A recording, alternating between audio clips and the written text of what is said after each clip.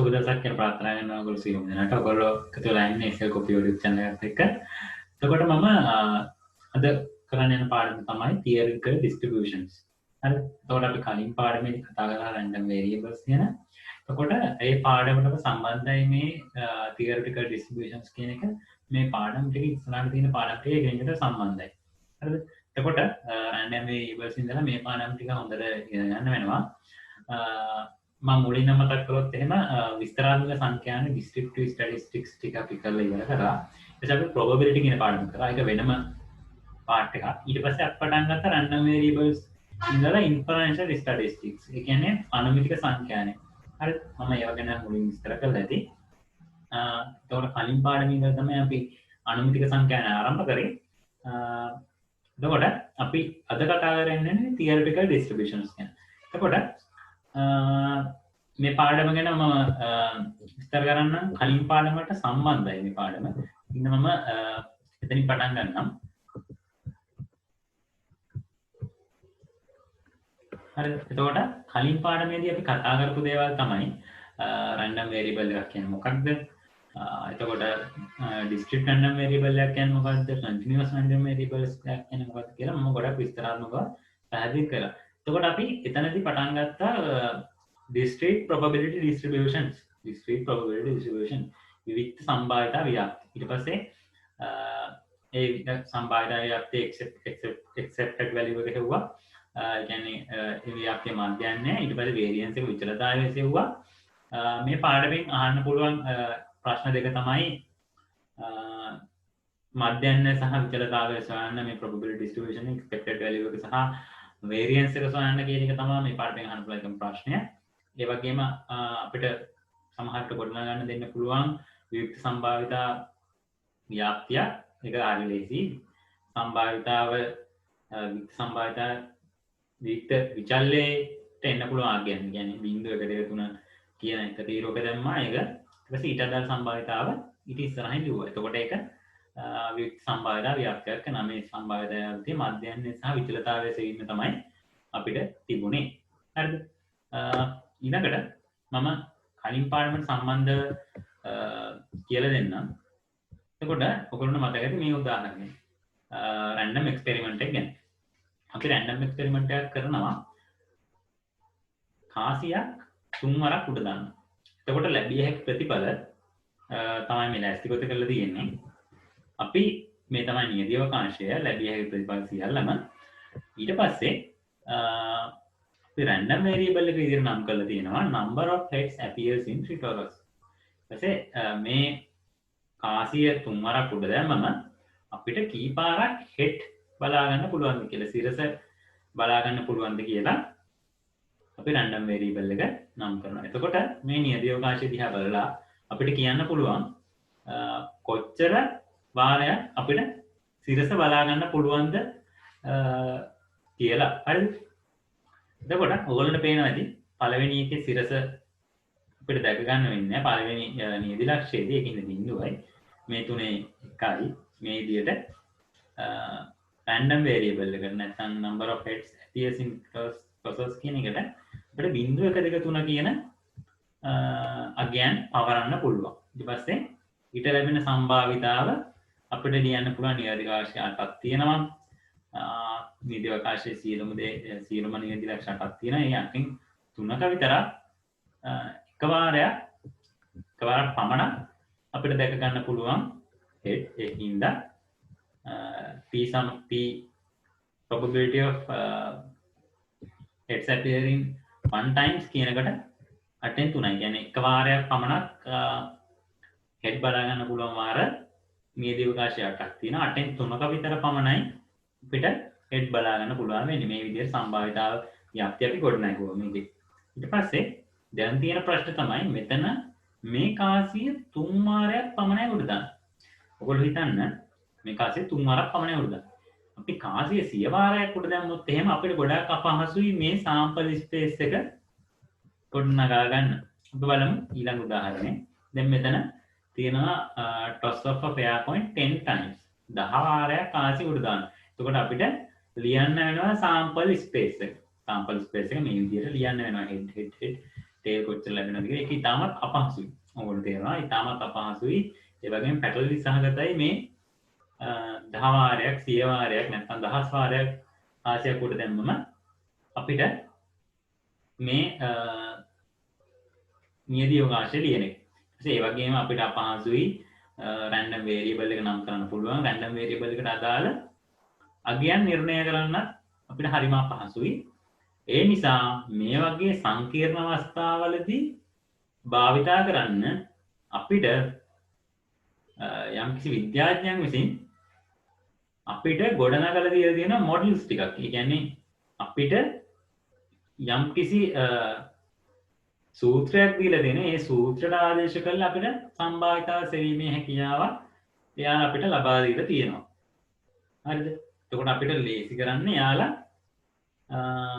යම්කිසි ක්‍රමයකට සූත්‍රයක් අපිට දීලා තියෙන. ඒ සූත්‍රයට ආදේශ කරලා සූත්‍රයට අවශ්‍ය දේවල් ආදේශ කරලා අපිට සම්භාවිතාව ගොඩනගා ගන්න පුළුවන්. හරිද? දැන් මෙතන තියෙනවා p සමානයි දැන් හෙඩ් දෙකක් ලැබීම. ඒ කියන්නේ කාසිය උඩ දැම්මම දෙපාරක් විතරක් සිරස ලැබීමේ සම්භාවිතාව සොයන්න කියලා. ඉතාමත් අපහසුයි මේක සොයන්න. මොකද අපි සාම්පල් ස්පේස් එක හරියට දන්නේ නැහැ. ඒ නිසා ඊට පස්සේ හෙඩ් පස් වාරයක් දැක ගැනීමේ හැකියාව අහනවා ඒගොල්ලෝ සම්භාවිතාවත් කියන මේ වගේ අවස්ථාවල ඉතාමත් අපහසුයි අපිට සම්භාවිතාව ගන්න කරන. ඒකින්ද විද්‍යාඥයන් විසින් අපිට ලබා දීලා තියෙනවා distributions ටිකක්. distributions ඒවට අපි කියනවා probability distributions. හරිද? theoretical distributions. ඒගොල්ලෝ කලින් අපිට models කිහිපයක් හදලා දීලා තියෙනවා. අපිට ප්‍රශ්නයක් දුන්නා මේ ප්‍රශ්න දිහා බලලා අපි මොන මොඩල් එකෙන්ද ඒක හදන්න ඕනේ කියලා තීරණය කරගන්න එක අපේ වගකීමක්. අපි ඒක හරියටම තීරණය කරන්න ඕන මොන මොඩල් එකෙන් හදන්න කියලා. අපි මේකෙදි theoretical distributions වර්ග තුනක් ඉගෙන ගන්නවා. binomial Poisson normal distributions කියන එක. හරි.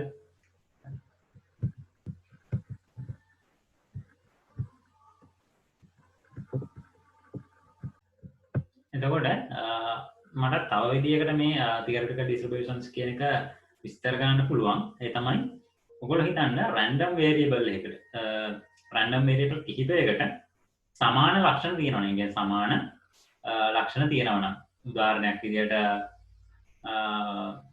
කියන්නේ නියත තරම වෙන්න පුළුවන්. කියන්නේ අපි ලබා ගන්න random variable එකට යොදා ගන්න අගයන් වෙන්න පුළුවන්. මොන හරි ලක්ෂණ ටිකක් පොදුනා. random variable ගොඩකට යම්කිසි ලක්ෂණ ටිකක් පොදුනා.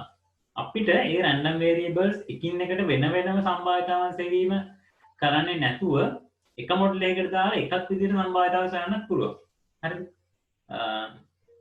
ඔයගොල්ලෝ හිතන්න මේ විදිහට random variables ගොඩක් තියෙනවා කියලා. x1 x2 x3 කියලා. ඔයාලා මේ random variables තුනම අපිට වෙන වෙනම සම්භාවිතාවන් සොයන්න අවශ්‍ය නැහැ. මේ තුනටම පොදු ලක්ෂණ තියෙනවා නම් මේ පොදු ලක්ෂණ තියෙනවා නම් එක theoretical distribution එකකින් අපිට සම්භාවිතාව සොයන්න පුළුවන්. එක මොඩල් එකකින් සම්භාවිතාව සොයන්න පුළුවන්. හරිද? එක මොඩල් එකකින් සම්භාවිතාව සොයන්න පුළුවන්. ඒ විදිහට සම්භාවිතාවන් ගොඩනගා ගන්න අපිට විද්‍යාඥයන් විසින් දීලා තියෙනවා මේ distributions ටික. ඒ distributions ටික අපි යොදාගෙන සම්භාවිතාව සොයන්න. ඒ කියන්නේ සංකීර්ණ ගැටලු විසඳන්න. දැන් මම random variables හඳුන්වන වීඩියෝ එකදී කරා ඉතාමත් සරලයි. random variables කියන්නේ මොකක්ද? ඒකෙන් ගණන් හැදුවා expected value එක සේව variance එක ගුවා. ඒවා ඉතා සරල ගණන්. ඒවා අපිට අර විදිහට හදන්න පුළුවන්. හැබැයි තමත් සංකීර්ණ ගණන් දැන් මම අර කලින් පෙන්නුවා වගේ කාසියක් 10 පාරක් උඩ දැම්මම ඒක සම්භාවිතාව සොයන්න. ඒව ඉතාමත් අපහසුයි අපිට අතින් කියන්නේ හිතින් හදන්න නැත්නම් අර distribution එක ගොඩනගන්න sample space ගොඩනගන්න. ඒ නිසා අපිට විද්‍යාඥයන් විසින් පහසු වෙන්න functions දීලා තියෙනවා, distributions දීලා තියෙනවා, කියන්නේ models දීලා තියෙනවා. අපි මේකද ඉගෙන ගන්නවා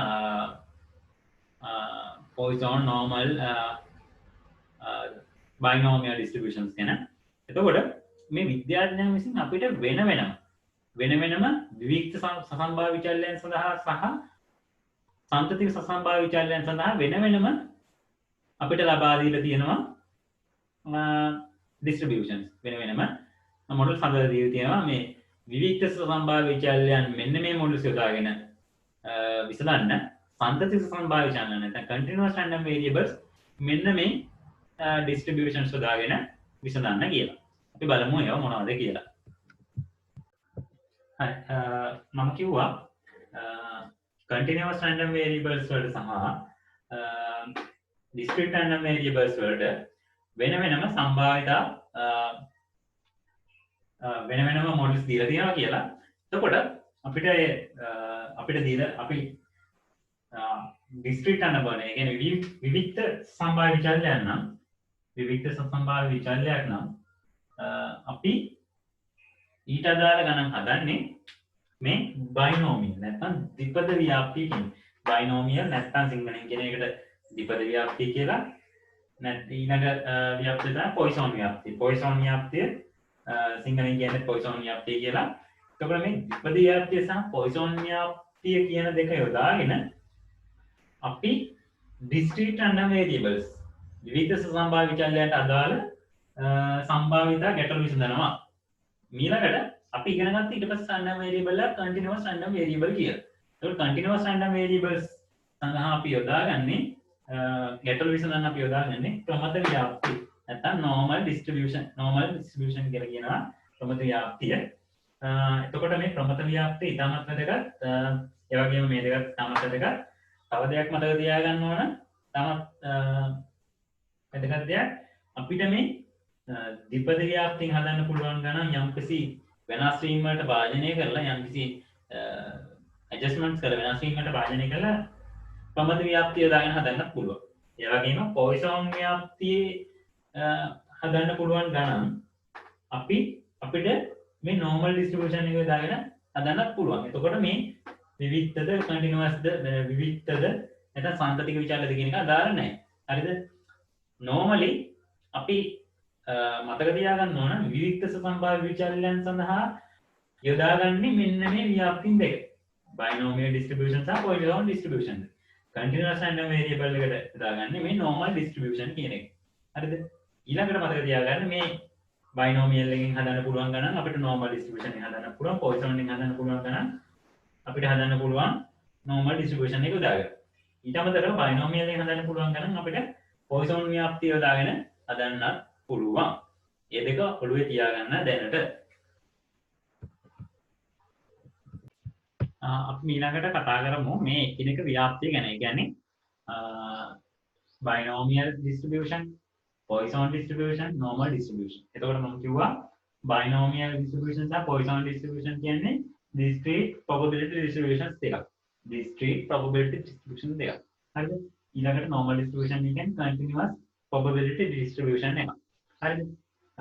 එතකොට අපි මේ තුන ගැන වෙන වෙනම කතා කරන්න යන්නේ. එතකොට මේ තුනෙන් ගණන් හදන්නවා. මේකේ ප්‍රශ්නයක් අනිවාර්යෙන් එනවා. හරි. එතකොට අපි මුලින්ම කතා කරමු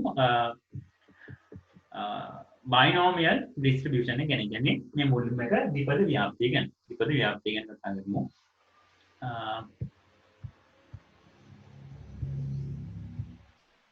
හරිද? එතකොට මේ පාඩමේදී අපි binomial Poisson distributions ගැන ඉගෙන normal distributions ගැන කතා කරනවා. හරි. එතකොට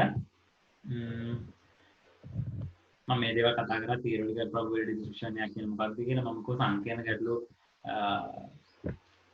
ගැටලු විසඳන්න තමයි මේ theoretical distributions අපි යොදාගන්නේ. theoretical probability distributions ඒ වගේම මම කෝ සමාන ලක්ෂණ තියෙන random variables වල probabilities හොයන්න අපි යොදා ගන්නවා සමාන ලක්ෂණ තියෙන random variables වලට විද්‍යාඥයන් විසින් මොඩල් හදලා තියෙනවා. ඒ කියන්නේ ඒ සමාන ලක්ෂණ තියෙන random variables වල probability හොයන්න අපි යොදාගන්නේ probability distribution. මේ වගේ තුනක් තමයි තියෙන්නේ. මේකත් යම් කිසි විද්‍යාඥයෙක් හදලා තියෙන්නේ. මේකත් එහෙමයි, මේකත් එහෙමයි. binomial එකට යම් කිසි ලක්ෂණ ටිකක් දීලා තියෙනවා. ඒ ලක්ෂණ වලට අපේ random variable එක ගැලපෙනවා නම් අපිට එන්න මේ ව්‍යාප්තිය යොදාගෙන ඒ ගාන හදන්න පුළුවන්. අපිට දීලා තියෙන ගාන මේ Poisson ව්‍යාප්තියේ ලක්ෂණ වලට ගැලපෙනවා නම් අපි හදන්නේ පොයිසෝන් ව්‍යාප්තිය යොදාගෙන තමයි ගණන් හදන්නේ. ඒ වගේම ප්‍රමිති ව්‍යාප්තිය ලක්ෂණ වලට ගැලපෙනවා නම් ප්‍රමිති ව්‍යාප්තිය යොදාගෙන තමයි ඒ ගණන හදන්නේ. හරිද? ඊළඟට අපි කතා කරමු බයිනෝමියල් ප්‍රොබැබිලිටි ඩිස්ට්‍රිබියුෂන් එකක් ගැන. මේ බයිනෝමියල් ප්‍රොබැබිලිටි ඩිස්ට්‍රිබියුෂන් ගැන කතා කරනකොට ඉතාමත් වැදගත් බලමු අපි පළවෙනි එකකින් මොකද කියන්නේ if each trial has exactly two possible outcomes. එතකොට binomial probability distribution එක හදන්න පුළුවන් ප්‍රතිඵල දෙකක් පමණ තියෙන random variables වලට අදාළ ගැටලු විතරයි. ගැටලු විසඳන්න විතරයි කියන්නේ. ප්‍රතිඵල දෙකයි තියෙන පුළුවන්. එකෝ සාර්ථක එකෝ අසාර්ථක. දෝෂ සහිත දෝෂ සහිත දෝෂ රහිත. මේ වගේ ප්‍රතිඵල දෙකයි තියෙන පුළුවන්. each trial කියන්නේ අපි random experiment එකක් වුණාම ඒ experiment එක repeatable නේ. කියන්නේ ඒ experiment එක අපි දිගටම කරනවානේ. දෙපාරක්, තුන් පාරක්, හතර පාරක්, 10 පාරක්, 10 වතාවක්. ඒ 10 වතාවක් කරත් ඒ එකිනෙක අවස්ථාවේදී ලැබෙන්න පුළුවන් ප්‍රතිඵල දෙකයි. එකෝ සාර්ථකයි, එකෝ අසාර්ථකයි. දෝෂ සහිත බව, දෝෂ රහිත බව. හරිද? මේ වගේ ප්‍රතිඵල දෙකක් පමණයි තියෙන්න පුළුවන්. හරිද? එතකොට එක්සැම්පල්ස් විදිහට දෙනවා tosin a coin. එක්සැම්පල් එකක් විදිහට දෙනවා tosin a coin. කාසියක් උඩ දැම්මම අපිට ලැබෙන්න පුළුවන් ප්‍රතිඵල දෙකයි. එකෝ head, එකෝ tail. එතකොට මේ වගේ ප්‍රතිඵල දෙකක් පමණක් ලැබෙන්න පුළුවන් අවස්ථා විසඳන්න තමයි මේ binomial probability distribution එක අපි යොදාගන්නේ. ඒ වගේම ඊළඟ එක්සැම්පල් එක බලමු checking a lot for defective and non-defective. එතකොට දෝෂ සහිත බව සහ දෝෂ රහිත බව යම්කිසි භාණ්ඩයක යම්කිසි තෝගයක පරීක්ෂා කරනවා නම් එතන ප්‍රතිඵල දෙකයි තියෙන්නේ. දෝෂ සහිත බව සහ දෝෂ රහිත. මේ වගේ random variables එකට දාලා සම්භාවිතාව සොයන්න අපි යොදාගන්නේ මේ binomial probability distribution. මේක එක ලක්ෂණයක් පමණයි. තව ලක්ෂණ තියෙනවා. මම ඉස්සරහට කතා කරන්න නිකම්ම සංකීර්ණව. එතකොට අපි මෙතන ඉඳන් කතා කරන්නේ binomial distribution එක ලක්ෂණ. binomial distribution එක ලක්ෂණ ගැන කතා කරන්නේ. ඉස්සෙල්ලා බලමු the experiment is performed under the same conditions for fixed and infinite number of trial days. මේ ලක්ෂණ ටික ඔයගොල්ලන්ට මේ විදිහට කිව්වොත් තේරෙන එකක් නැහැ. මම කියලා දෙන්නම් සිංහලෙන්. එතකොටම අපි ට්‍රයල් එකට මම ඉස්සෙල්ලා කිව්වා each trial කියන්නේ කරන වාර ගණන. අපි පරීක්ෂණයක් කරනවා නම් 10 වතාවක් ට්‍රයල් 10 ගණනක් ඒ පරීක්ෂණයේ තියෙනවා. හරිද? මේ හැම ට්‍රයල් එකකම මම කිව්වා ප්‍රතිඵල දෙකයි තියෙන්නේ. එක සාර්ථක එක අසාර්ථක. head ලැබීම, tail ලැබීම. හරිද? එතකොට මේ හැම ට්‍රයල් එකකටම ප්‍රතිඵල දෙකයි තියෙන්නේ. ඒක එක ලක්ෂණය. ඒකෙන් තමයි මේ දෙවෙනිගෙන් කියන්නේ. The result of each trial can be classified into two categories. හරිද?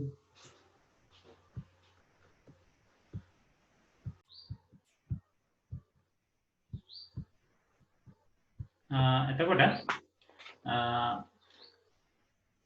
හැම ට්‍රයල් එකකටම සක්සස් සහ ෆේලියර් කියලා කියන්නේ සාර්ථක ලැබීම සහ අසාර්ථක ලැබීම කියන ප්‍රතිඵල දෙකයි තියෙන්නේ. එතකොට තව දෙයක් තමයි මේ අපි කරනානේ. අපි දැන් හිතමු කාසිය 10 පාරක් උඩ දානවා කියලා. හරිද? එතකොට මේ 10 පාරම ස්වායත්ත වෙන්න ඕනේ. කියන්නේ පළවෙනි පාර උඩ දාන එක කාසිය උඩ දාන එක දෙවෙනි පාරට බලපාන්න බෑ. හරිද? එතකොට දෙවෙනි පාර උඩ දාන එක තුන්වෙනි පාරට ස්වායත්ත කියන්නේ එකිනෙකට ස්වායත්ත ප්‍රයිස් ටිකක් තමයි තියෙන්නේ. ඒ කියන්නේ පළවෙනි කාසිය 10 පාරක් උඩ දානකොට පළවෙනි පාර උඩ දැම්ම කියන්නේ ඒ පළවෙනි පාර උඩ දාපු එක දෙවෙනි පාර උඩ දාන එකට බලපාන්න බෑ. හරිද? කියන්නේ ස්වායත්තයි. ස්වායත්ත වෙන්න ඕනේ එකිනෙක ප්‍රයිස්. ඒක තමයි ඒකත් එක ලක්ෂණයක්. මේ ලක්ෂණ ටික පිළිවෙල ලියා ගන්න. ඊට පස්සේ එතකොට මේ අපි දැන් කාසිය 10 පාරක් උඩ දැම්ම කියන්නේ සමාන කන්ඩිෂන්ස් වලින් තමයි කරන්න ඕනේ. කියන්නේ කාසිය සමානව තමයි උඩ දාන්න ඕනේ. කියන්නේ අපි හිතමු කාසිය එක පළවෙනි කාසිය සිමෙන්ති පොළවේ උඩ දානවා. දෙවෙනි එක අපි මිදුලේ දානවා. එතකොට එතන කන්ඩිෂන්ස් දෙකක් නිහින් බෑ. අපි 10 පාරම කරනවා නම් ප්‍රයිස් 10ක් වෙනුනේ ප්‍රයිස් 10න් සමාන කන්ඩිෂන්. එක්කෝ අපි සිමෙන්තියක් මත කාසිය උඩ දාන්න ඕන නැත්නම් අපි මිදුල කාසිය උඩ දානවා. කියන්නේ 10ම එක කන්ඩිෂන් සමාන අවස්ථාවලදී සමාන කන්ඩිෂන්ස් එකක් ඇත්තේ කරන්න ඕන. හරිද? එතකොට මේ අපි ට්‍රයිල්ස් කරනවා ට්‍රයිල්ස් 10ක් කරාකින් ට්‍රයිල්ස් 10ක් කරනකොට මේ හැම ට්‍රයිල් එකකදීම සාර්ථකය ලැබීමේ සම්භාවිතාව සහ අසාර්ථකය ලැබීමේ සම්භාවිතාව සමාන වෙනවා. දැන් කාසියක් කොට දානකොට හැමතිස්සෙම හෙඩ් ලැබෙන්න සහ ටේල් ලැබෙන්න සමාන සම්භාවිතාවන්නේ තියෙන්නේ. හෙඩ් ලැබෙන්න 0.5 සම්භාවිතාවක් තියෙනවා ටේල් ලැබෙන්න 0.5 සම්භාවිතාවක්. මේ සම්භාවිතාව වෙනස් වෙන්න බෑ. හැම ට්‍රයිල් එකකදීම සාර්ථක ලැබීමේ සම්භාවිතාව සමාන සාර්ථක ලැබීමේ සම්භාවිතාව විස්තර වෙන්න ඕන. අසාර්ථක ලැබීමේ සම්භාවිතාව විස්තර වෙන්න ඕන. හිතන්න ඔයගොල්ලෝ ගාව තියනවා බඩු තොගයක්. හිතන්න ඔයගොල්ලෝ ගාව තොගයක් තියෙන යම්කිසි බඩු තොගයක් කියලා හිතමු. එතකොට ඒ කම්පැනි එක කියනවා මේ භාණ්ඩ දෝෂ සහිත වීමේ සම්භාවිතාව 130යි කියලා. එතකොට අපි භාණ්ඩ 1000ක් චෙක් කරොත් මේ 1000ම චෙක් කරන එක එක චෙක් කරනනේ අපි 1000ම චෙක් කරන එක එක අරගෙන. එතකොට මේ 1000 වතාවෙදිම ඒක දෝෂ සහිත භාණ්ඩයක් ඉන්න සම්භාවිතාව 0.3 වෙනවා. 500ක් කරාම 0.5 වෙන්න බෑ. කියන්නේ පරීක්ෂණය කරන තුරාවටම මේ සාර්ථක ලැබීමේ සම්භාවිතාව 30 වෙන්න ඕන. අසාර්ථක ලැබීමේ සම්භාවිතාව 30 වෙන්න. මම කියන්නේ සාර්ථක ලැබීමේ සම්භාවිතාව අසාර්ථක ලැබීමේ සම්භාවිතාව සමාන වෙන්න ඕන කියලා. මේ දෙක සමාන වෙන්න අත්‍යවශ්‍ය නැහැ. සාර්ථක ලැබීමේ සම්භාවිතාව 0.3 නම් අසාර්ථක ලැබීමේ සම්භාවිතාව 0.7යි. හරිද? එතකොට මේ දෙක මේ පරීක්ෂණය කරන අතරතුර දිගටම සමානව තිබෙන්න ඕන. හරිද? ෆික්ස් මේ කියන්නේ ෆික්ස් කියලා කියන්නේ ඒකයි. ෆික්ස් ස්ථාර වෙන්න ඕන. මේ කරනකොට සම්භාවිතාව. එතකොට අපි මේ ට්‍රයල් එක කරන්න ඕනේ. කියන්නේ පරීක්ෂණය කරන මාර්ගයෙන් ෆයිනයිට් වෙන්න ඕනේ. පරිමිත අගය සංඛ්‍යාවක් වෙන්න ඕනේ. කියන්නේ නිහිත අගය සංඛ්‍යාවක් වෙන්න ඕනේ. කියන්නේ අපිට ගණන් කරන්න බැරි පරීක්ෂණ ගණනක් කරන්න බෑ. ට්‍රයල්ස් ගණන් කරන්න. කොහොමද ඒක ප්‍රායෝගික නෑ. ෆයිනයිට් නම්බර්ස් කරන්න ඕන. පරිමිත අගය සංඛ්‍යාව පරිමිත කියන එක මම කියලා දුන්නා. ගණන් කරන්න හැකි අගය සංඛ්‍යාව කියන්නේ 1000 2000 ඒ වගේ ගණනකට ගණන් කරගන්න පුළුවන්. ඒකින්ද මේ කන්ඩිෂන්ස් අපි තමයි අපි කරන්න ඕන. මේ පරීක්ෂණ මේ ලක්ෂණ තියෙනවා නම් විතරයි අපි ද්විපදී ව්‍යාප්තිය තෝරගන්නේ මේ ගණන් හදන්න. හරි. ඊළඟට බලමු ඊළඟ එක. The probability of success key remains constant. මම කියන්නේ සාර්ථක ලැබීමේ සම්භාවිතාව සමාන වෙනවා කියලා. සාර්ථක ලැබීමේ සම්භාවිතාව හැම ෆයිල් එකකදීම සමාන වෙන්න ඕන. එතකොට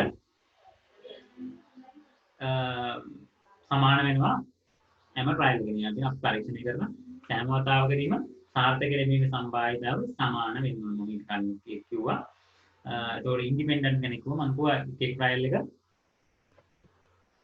අපි කරන මාර්ගයන්ෙන් සායත්ත වෙන්න ඕන. සායත්ත වෙන්න ඕන.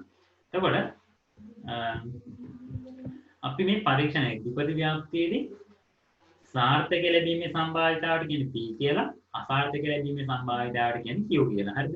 අසාර්ථක ලැබීමේ සම්භාවිතාවට කියන්නේ Q කියලා. ඊළඟට බලමු. මෙතන එතකොට P කියන්නේ සාර්ථක ලැබීමේ සම්භාවිතාව, Q කියන්නේ අසාර්ථක ලැබීමේ සම්භාවිතාව. හරිද? දැන් ප්‍රතිඵල දෙකක් විතරක් තියෙනවා නම්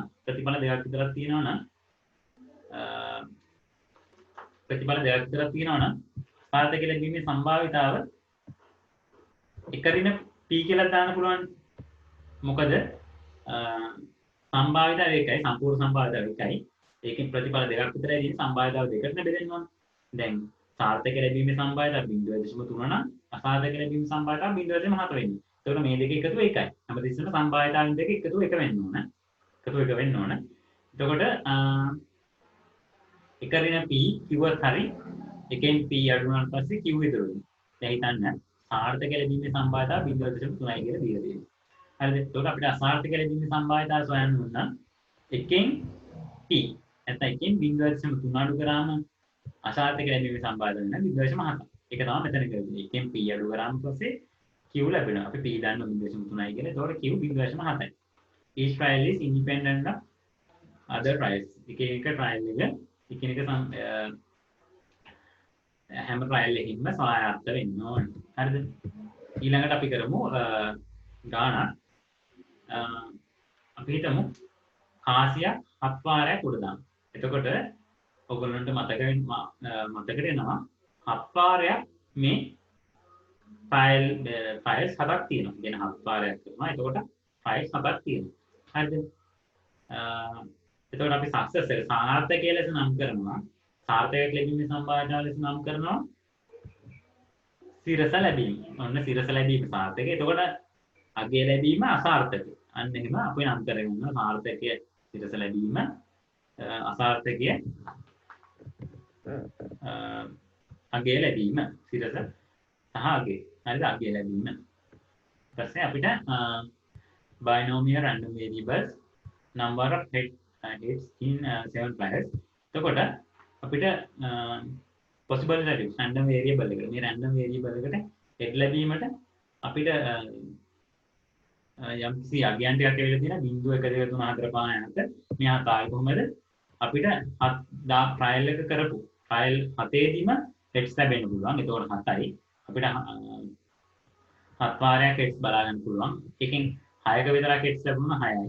එතකොට මේ possible outcomes හැම එක ට්‍රයල් 7ෙදිම heads ලැබෙන්නේ නැති වෙන්නත් පුළුවන්. එතකොට බිඳුව.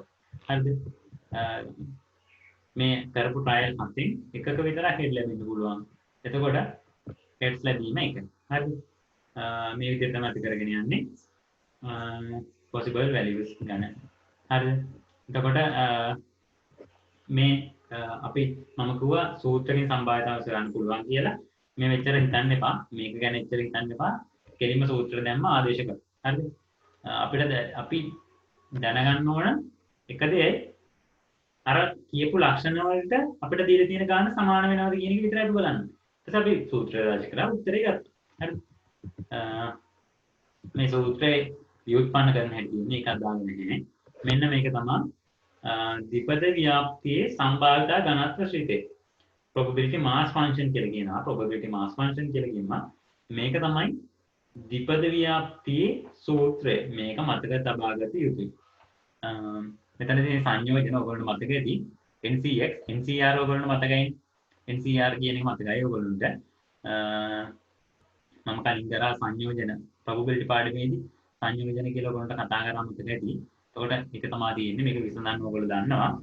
ඊපස්සේ PX කියන්නේ මේ සාර්ථක ලැබීමේ සම්භාවිතාව නම් P X කියන්නේ මම විස්තර කරන්නම්. Q කියන්නේ අසාර්ථකයක් ලැබීමේ සම්භාවිතාව. N කියන්නේ number of trials. අපි පරීක්ෂණය කරන වාර ගන්නවා. trials ගන්න. නැත්නම් trial කියන එකට අපි සිංහලෙන් කියන නැහැසුමක් කියලා. මේ තමයි N කියන්නේ නැහැසුම් ගන්න.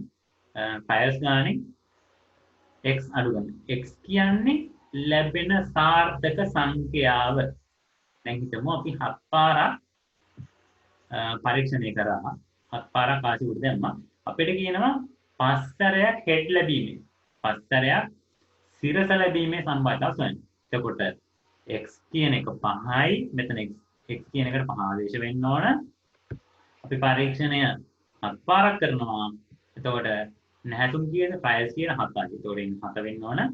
ඊට පස්සේ මෙතන ඉන්නේ 7c5 x 5යි අපිට කියන්නේ heads 5 සැරයක් ලැබීමේ සම්භාවිතාව සොයන්න කියලා. ඒකට p සාර්ථකයක් ලැබීමේ සම්භාවිතාව කීයද?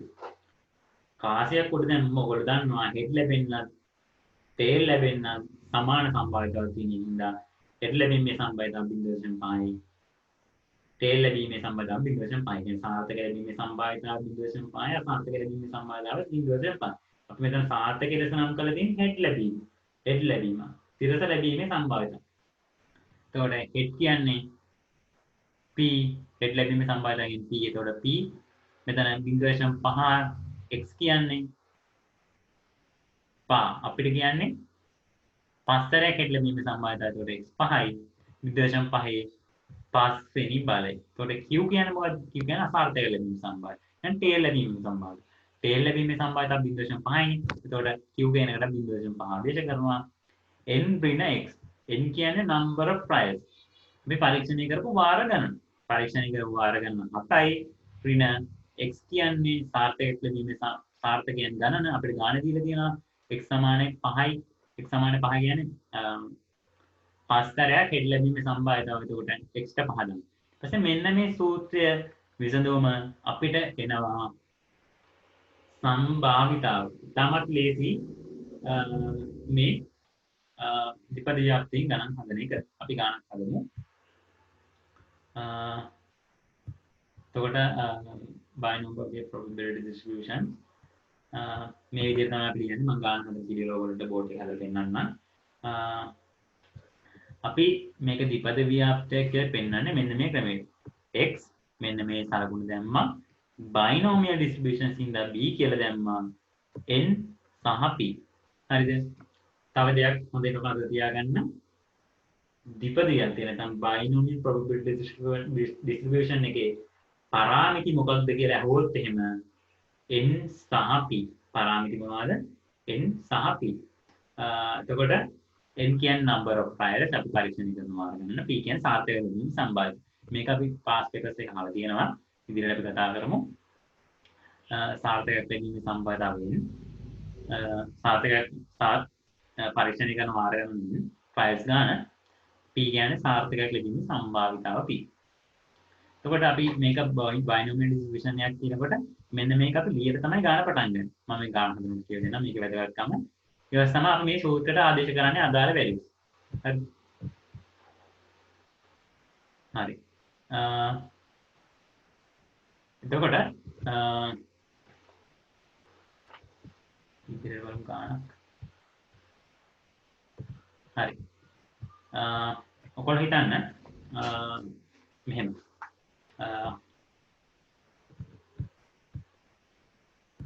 හරි.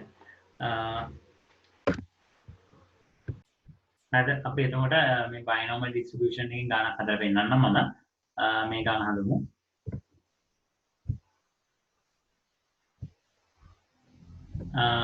For the binomial distributions with n සමානයි 5 කියන්නේ number of trials. Number of trials කියන්නේ පරීක්ෂණ කරන මාර්ග n කියන්නේ පරීක්ෂණ කරන මාර්ග and p සමානයි 0.2. ඒ කියන්නේ සාර්ථක ලැබීමේ සම්භාවිතාව 0.2. Calculate the probability of exactly 2 successes. සාර්ථකයන් දෙකක් හරියටම ලැබීමේ සම්භාවිතාව සොයන්න. ඊපස්සේ at least 4 successes.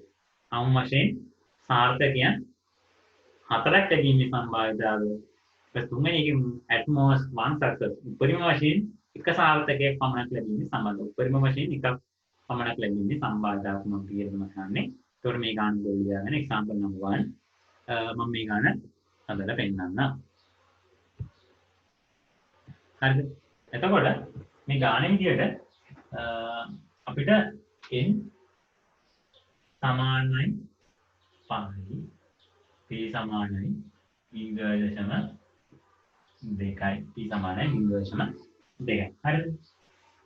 එතකොට x කියන එක අපි විග්‍රහ කරන්න. මේ ගාන හදන්න. අපිට මේ වගේ ගානක් දුන්නා අපි ඉස්සෙල්ලාම x කියන්නේ කොහොමද කියලා විස්තර කරන්න ඕන. x අපේ random variable එක. x කියන්නේ අපේ random variable එක. මෙතනදී අහන්නේ අපේ සාර්ථකයෙන් ලැබීම සම්භාවිතාව. ඊට පස්සේ x කියන්නේ number of successes. මේ විදිහට ඔයගොල්ලෝ විග්‍රහ කරගන්න හදන්න ඕන number of successes. number of successes. number of successes. හරිද? ඊළඟට අපි මේක දන්නවා හොඳටම නිශ්චිත n ගණනක් තියෙනවා. නිශ්චිත අපි මේක binomial කියලා හොයාගන්නේ. නිශ්චිත සාර්ථක ලැබීමේ සම්භාවිතාවක් තියෙනවා. නිශ්චිත n සංඛ්‍යාවක් තියෙනවා. කියන්නේ පරීක්ෂණය කරපු නිශ්චිත සංඛ්‍යාවක් තියෙනවා. හරිද? ඊළඟට මේකෙන් තමයි අපි අඳුරගන්නේ මේක ද්විපද ව්‍යාප්තයක් කියලා. සාර්ථක ලැබීමේ සම්භාවිතාව තියෙනවා අපිට නිශ්චිතවම දීලා තියෙනවා. කරපු ගාන පරීක්ෂණ කරපු ආර ගණන්. ඒකට අපි මේක හිතනවා binomial distribution එක හදන්න ඕනේ. එතකොට අපි මේක මෙන්න මේ සංකේත දාලා binomial හින්දා b දානවා. අපි ලියන්න ඕනේ ඊපස්සේ පරාමිති දෙක. මේ විදිහට තමයි ගණන් හදන්න ඕන. මේ පරාමිති දෙක ලියන්න. අපි පරාමිති දෙක දැන් ගන්නවා n සහ p. අපි ආයෙත් මේකට ආදේශ කරලා දෙනවා x d n 5යි p 0.2. එතකොට අපෙන් අහන්නේ පළවෙනි කොටසෙන් අහන්නේ හරියටම සාර්ථකයන් දෙකක් ලැබීමේ සම්භාවිතාව. p x සමානයි 2 කියන එක තමයි මේ සාර්ථකයක් ලැබීමේ සම්භාවිත නම්බර් ඔෆ් සක්සස් එකක් ලැබීමේ සම්භාවිතාව. එතකොට මම කිව්වා ඕගොල්ලෝ ආදේශ කරන්න ඕන probability mass function සම්භාවිතා ඝනත්වය. මොකද්ද ද්විපද ව්‍යාප්ති සම්භාවිතා ඝනත්වය කියන්නේ? මම ඔයගොල්ලන්ට කියලා දුන්නා NC x P x q n ඍණ x. හරිද? අපි මේකට ආදේශ කරන්න ඕන අපි දැන් අගයන් ටික. n කීයද? n 5යි. n 5යි x x කියන්නේ සාර්ථකයන් ලැබීමේ සම්භාවිතාව. දැන් අපි ගන්න number of successes. සාර්ථකයන් කොච්චර ලැබීමේ සම්භාවිතාව දාන්න number of successes දෙකක් ලැබීමේ සම්භාවිතාව. p x සමානයි 2යි. හරිද? 2යි. p කියන්නේ සාර්ථකයන් ලැබීමේ සම්භාවිතාව 0.2යි.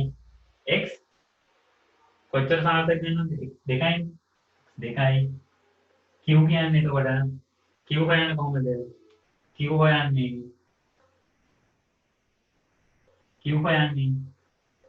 1 ඍණ p 1 ඍණ p. අපි q හොයන්නේ 1 ඍණ p. දැන් අපි q ආදේශ කරනවා 1 ඍණ p කියන සාර්ථකයක් ලැබීමේ සම්භාවිතාව. සාර්ථකයක් ලැබීමේ සම්භාවිතාව කෙන් සාර්ථකයක් ලැබීමේ සම්භාවිතාව අඩු කරනවා. 1 ඍණ p අපි දන්නවා 1 ඍණ 0.2 එතකොට 0.8යි q. හරිද? 0.8යි q. q හොයන්නේ 1 ඍණ p. p ආගේ දෙයක් ගන්නවා 1 ඍණ p. උත්තරය ආවා එතකොට 0.8යි q. හරිද? q 0.8යි.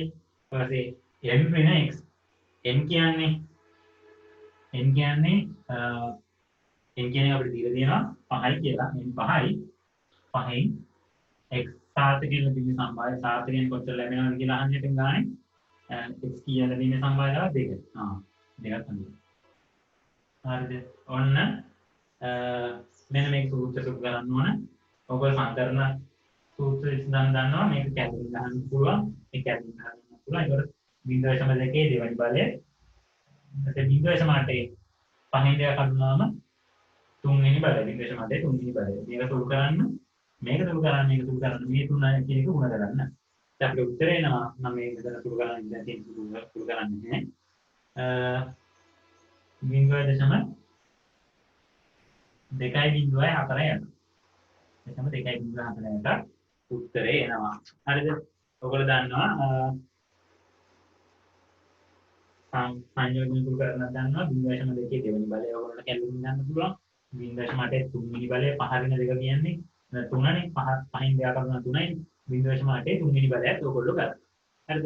එතකොට මේකින් එනගේ සාමිතින් කරාන් පස්සේ සාර්ථකයන් දෙකක් ලැබීමේ සම්භාවිතාවය අපිට ලැබිලා තියෙනවා 0.2.4. හරිද? මෙන්න මේ විදිහටයි අපි බයිනෝමියල් ඩිස්ට්‍රිබියුෂන් එකෙන් ගාන හදන්නේ. අපි බයිනෝමියල් ඩිස්ට්‍රිබියුෂන් එකෙන් හරියටම ගාන හදනවා කියන එක හිතා ගන්න පුළුවන් අපි ගණන් හතර එක්ස්පීරියන්ස් එකෙන්. ගණන් හතර එක්ස්පීරියන්ස් එකෙන් තමයි මේක අපිට එන්නේ. හරිද? අපි ඊළඟ කොටස හදමු. දෙවෙනි ප්‍රශ්නයෙන් අහන්නේ at least 4 success කියලා. ඒ කියන්නේ අවම වශයෙන් සාර්ථකයන් 4ක් ලැබීමේ සම්භාවිතාව. එතකොට අපිට උපරිම සාර්ථකයන් ලැබෙන්න පුළුවන් කියන්නේ. එක සාර්ථකයන් ලැබෙන්න පුළුවන්, සාර්ථක එකක් ලැබෙන්න පුළුවන්, දෙකක් ලැබෙන්න පුළුවන්, සාර්ථකයන් දෙකක් ලැබෙන්න පුළුවන්, තුනක් ලැබෙන්න පුළුවන්, හතරක් ලැබෙන්න පුළුවන්, සාර්ථකයන් පහක් ලැබෙන්න පුළුවන්. මොකද අපි ට්‍රයල් එක කරන්නේ පරීක්ෂණය කරන්නේ 5 සැරේ. එතකොට අපිට අහන්නේ අපිට කියන්නේ අවම වශයෙන් 4ක් සාර්ථකයන් ලැබීමේ සම්භාවිතාව. at least 4. කියන්නේ 4ක් අයිති අවම වශයෙන් 4යි කියන්නේ 4ට වැඩි වෙන්න ඕනේ. කියන 4 සහ 5.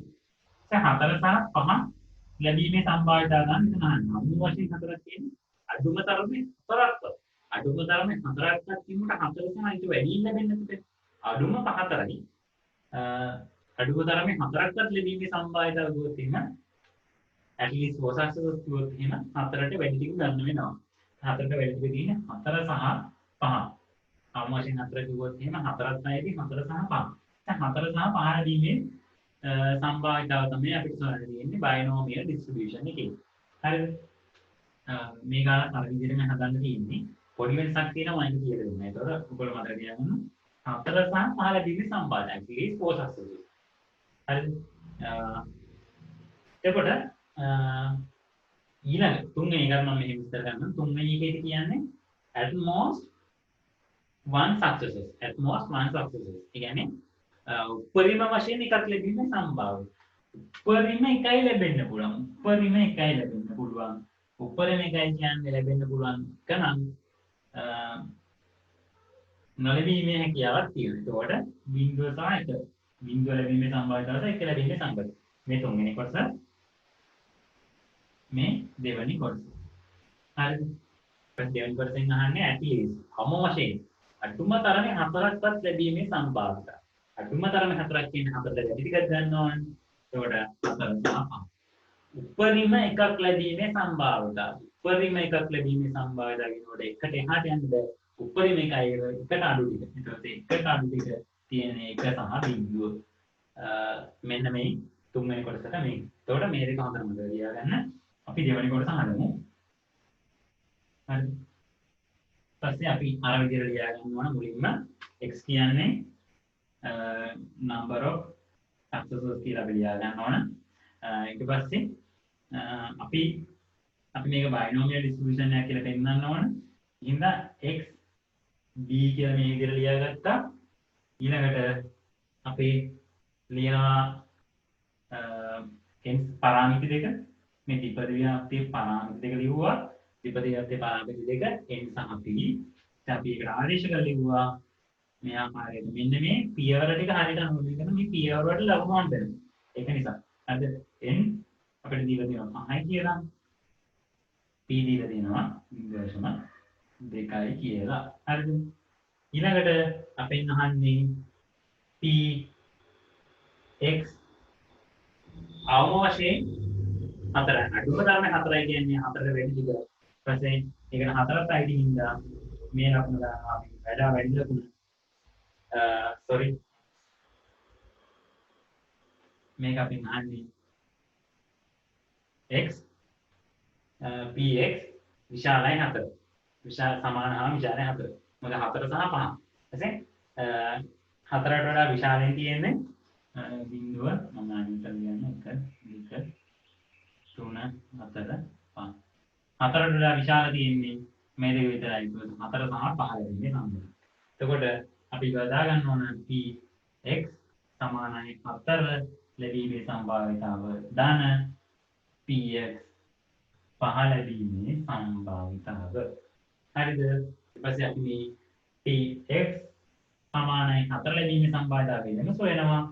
px 5 ලැබීමේ සම්භාවිතාවය වෙනම සොයනවා. හරිද? ඊට පස්සේ මේ දෙක එකතු කරනවා. එතකොට px සමානයි 4 ලැබීමේ සම්භාවිතාව මොකද්ද?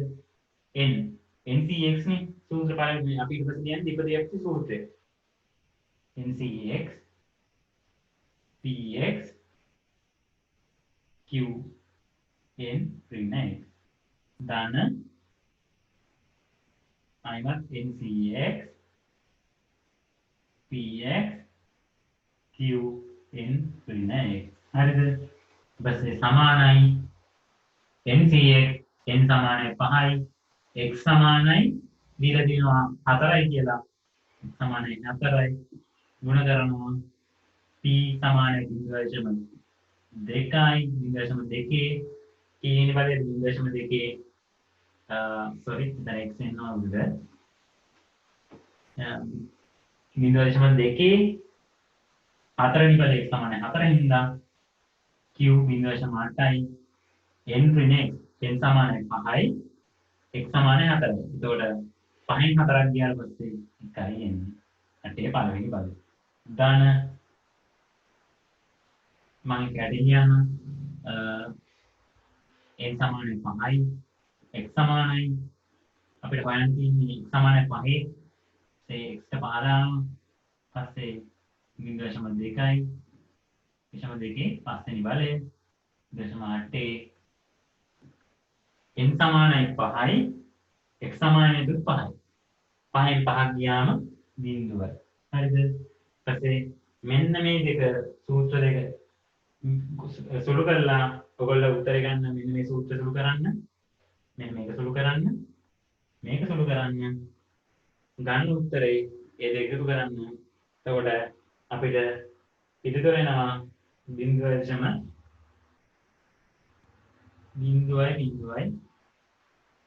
6යි 9යි බලන්න මේ උත්තරේ එනවාද කියලා. දැන් 0.6යි 2. හරිද? ඊළඟට අපිට හදන්න තියෙන්නේ තුන්වෙනි කොටස. අපිට තුන්වෙනි කොටසෙන් තියෙන්නේ සාර්ථකයන් උපරිම එකක් ලැබීමේ සම්භාවිතය. උපරිම එකයි ලැබෙන්න පුළුවන්. කියන්නේ උපරිම එකයි කියන්නේ එකට එහා යන්න බෑ. උපරිම එකයි ලැබෙන්න පුළුවන්. එකට මෙහා ගන්න තියෙන්නේ 1 සහ 0. ඊට පස්සේ බිංදුව ලැබීමේ සම්භාවිතය සහ එක ලැබීමේ සම්භාවිතය සායන. අර විදියමයි x මොකක්ද කියලා x number of successors කියලා සාර්ථකයන් ලැබීමේ සම්භාවිතය ලැබිය හැකි සාර්ථකයන් ගණන number of successors. සාර්ථකයන් ලැබිය හැකි සාර්ථකයන් ගන්න. සාර්ථකයන් ගන්න කියලා කියන සිංහලෙන් ලියනවා නම් හරිද? x binomial දෙපද කියලා පෙන්නන්නේ b අකුර දානවා x මේ ලකුණ දැම්මා b අකුර දැම්මා පාරාමිති දෙක ලිව්වා n සහ b කියලා ලිව්වා x b n සමානයි 5යි p සමානයි 0.2යි හරිද 0.2යි හරිද ඊළඟට අපෙන් අහන්නේ p x කුඩා හෝ සමානයි කියන්නේ එකත් එක්ක මේ ටික ඊට පස්සේ ඒ කියන්නේ 1යි 1 සහ එකට අඩු ටික එකට අඩු ටික තියෙන බිංදුව සහ එක විතරයි ඒ අපිට මේක කියන්න පුළුවන් p x සමානයි බිංදුව ධන p x සමානයි 1 මොකද බිංදුව සහ එක ලැබීම සම්බන්ධයි p x සමානයි බිංදුව වෙනම ලිව්වා p x සමානයි 1 වෙනම ලිව්වා හරිද එතකොට මම තව දෙයක් මෙතනදී ඔයගොල්ලන්ට කියලා දෙන්නම්. තව මේකට අදාළනේ. හරිද? මේකට අදාළනේ. මේ ලැබිය හැකි සියලුම ප්‍රතිඵල අඩංගු ලැබෙන්න පුළුවන් සියලුම ප්‍රතිඵල. හරිද? මේක හරියට නියඩේ අවකාශය වගේ. ඊපස්සේ මේක සම්පූර්ණ සම්භාවිතාව එකයි. හරිද? මේ සම්පූර්ණ සම්භාවිතාව p එකයි කියලා මතක තියාගන්න. හරිද? මේ ලැබෙන්න පුළුවන් සියලුම බිංදුව ලැබෙන්න පුළුවන්, එක ලැබෙන්න පුළුවන්, දෙක ලැබෙන්න පුළුවන්, තුන ලැබෙන්න පුළුවන්, හතර ලැබෙන්න පුළුවන්, පහ ලැබෙන්න පුළුවන්. සම්භාවිතයන් සියල්ල එකතුව බිංදුවයි කියලා හිතන්න. බිංදුව නෙමෙයි එකයි. හරිද?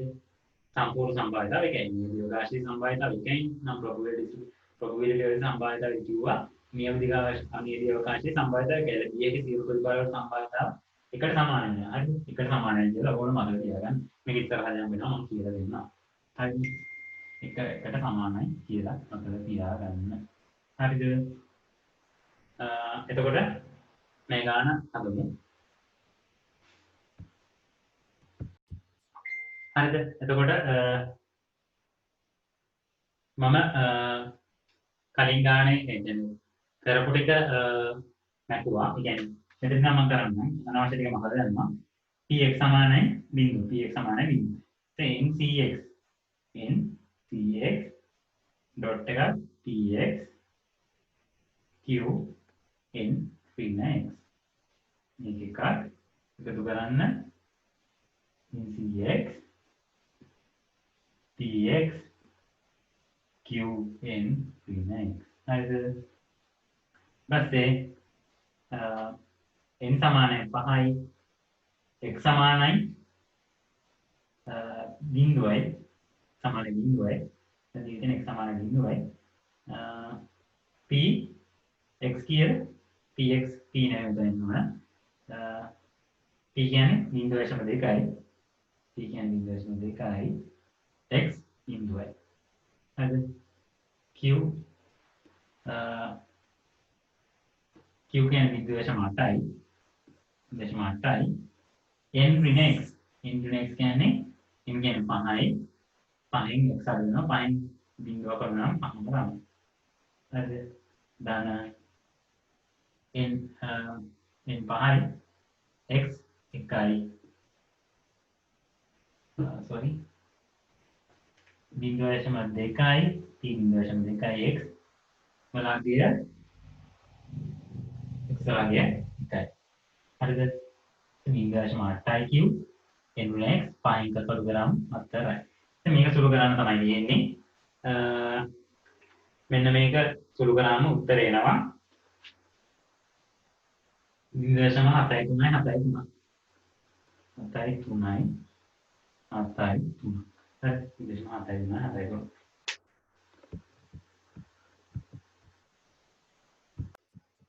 ගොඩක් අයට අමතක ඇති කොහොමද කම්බිනේෂන් සුළු කරන්න කියලා. මම පොඩ්ඩක් කියලා දෙන්නම්. يعني C NCX කියන එක සුළු කරන විදිහ පොඩ්ඩක් අයට මතක නැතිවෙයි. මම ගන්නම් මෙහෙම එකක්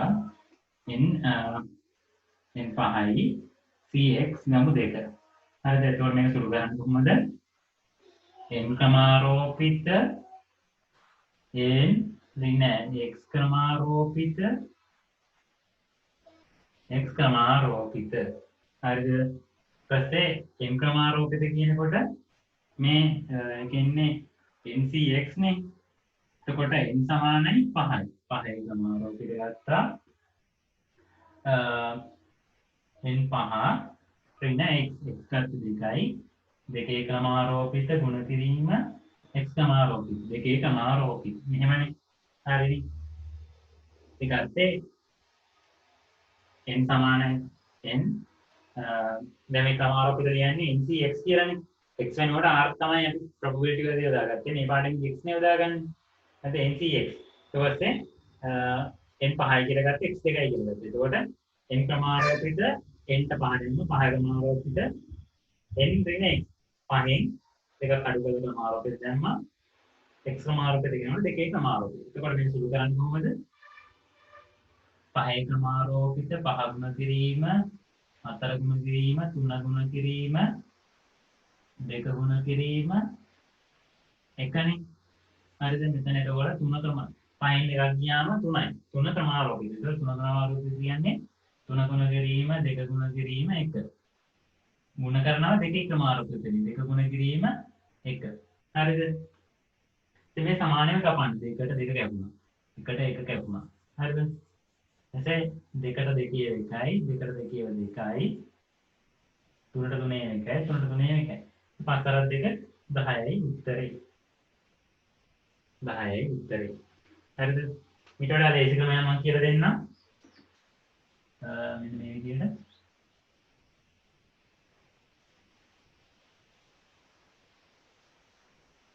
මේක මම ගන්න මේක මම හදන්න වෙන ක්‍රමයක් ඉතින් අපි පහ ක්‍රමාරෝපිත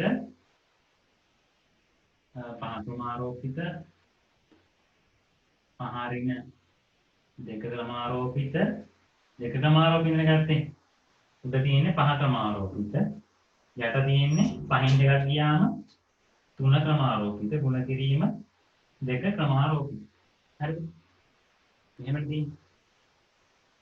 ඊපස්සේ අපිට උල්ලියන්න පුළුවන් මේ ක්‍රමාරෝපිත වල ක්‍රමාරෝපිත කපන්න පුළුවන් කියන්නේ තුන ක්‍රමාරෝපිත යට තිබිලා උඩ තුන ක්‍රමාරෝපිතම කපන්න පුළුවන්. ඒ කියන්නේ පහ ගුණ කිරීම හතර ගුණ කිරීම තුන ක්‍රමාරෝපිත කියලා අපිට මෙතන ලියන්න පුළුවන්. හරිද? මේ විදිහට අපිට ලියන්න පුළුවන්. මේක බෙදන්න පුළුවන් තුන ක්‍රමාරෝපිත ගුණ කිරීම දෙක ක්‍රමාරෝපිත එක. අපිට මේ තුන ක්‍රමාරෝපිත වලට මේ තුන ක්‍රමාරෝපිත කපන්න පුළුවන්. පහ ගුණ කිරීම හතර ගුණ කිරීම තුන ක්‍රමාරෝපිත. එතකොට එන්නේ ඒකම තමයි. හරිද? ඊට පස්සේ අපිට මේ යට ඒවට කපන්න පුළුවන් දෙකට 1යි දෙකට 2යි. හරිද? ඊට පස්සේ 5 කරත් 2 10යි. ඒ උත්තරේ 10ම තමයි. මේ විදිහට තමයි මේක සුළු කරන්නේ. ඔයගොල්ලෝ මතක නැත්නම් අර විපර්යාප්තියේ සමීකරණ තියෙන්නේ මේක. මේ විදිහට සුළු කරලා උත්තරේ ගන්න. නැත්නම් කැල් එකේ ගන්න පුළුවන් ක්‍රමයක් තියෙනවා. පොඩ්ඩක් YouTube එකේ බලන්න කොහොමද කැල් එකේ සුළු කරන්නේ කියලා. හරි අපි තව ගණක් කරමු මේකෙන්. එතකොට අපි මේ ගානේදී බලනවා කොහොමද විපර්යාප්තියක මධ්‍යයන්‍ය සහ විචලතාවය ගණනය කරන්න කියලා මේ ගානේදී තාමත් වැදගත්. මධ්‍යන්නේ සහ විචාරකාරී ගණනය කරන්නේ කොහොමද කියලා කතා කරනවා. කොට අපි මේ ගණන කීවල බලමු.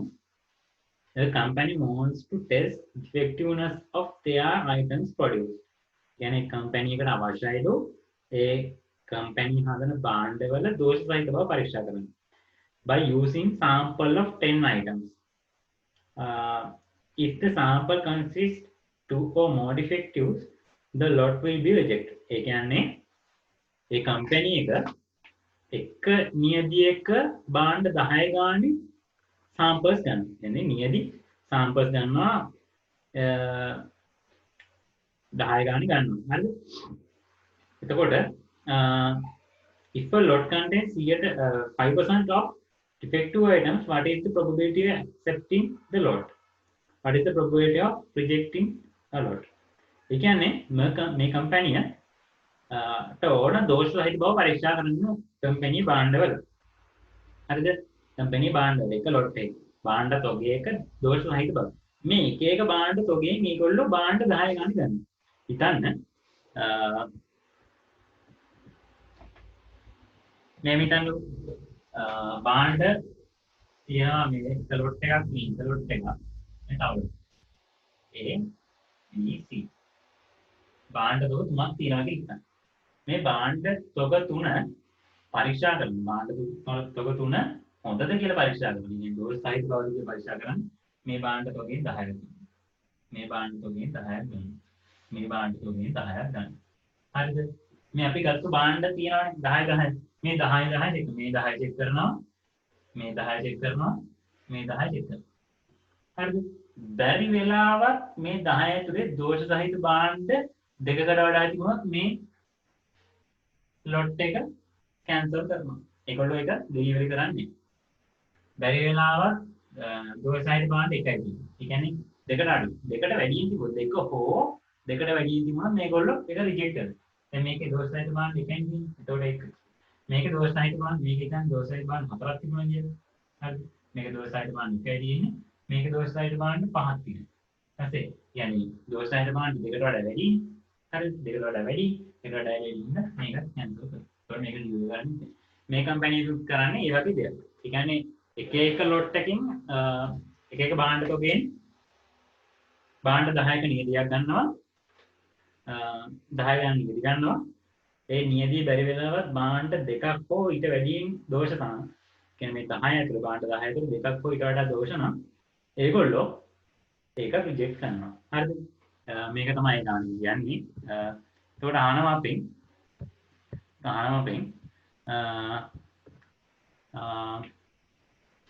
මේ භාණ්ඩ තොගයක් රිජෙක්ට් වීමේ සම්බන්ධයි. කියන්නේ භාණ්ඩ තොගයක් රිජෙක්ට් කරන. ඒගොල්ලෝ ඩෙලිවරි නොකරීමේ සම්බන්ධයි. කියන්නේ ඩෙලිවරි නොකරන්න නම් අනිවාර්යෙන් භාණ්ඩ දෝෂ සහිත භාණ්ඩ දෙකට වඩා වැඩි වෙන්න ඕනේ.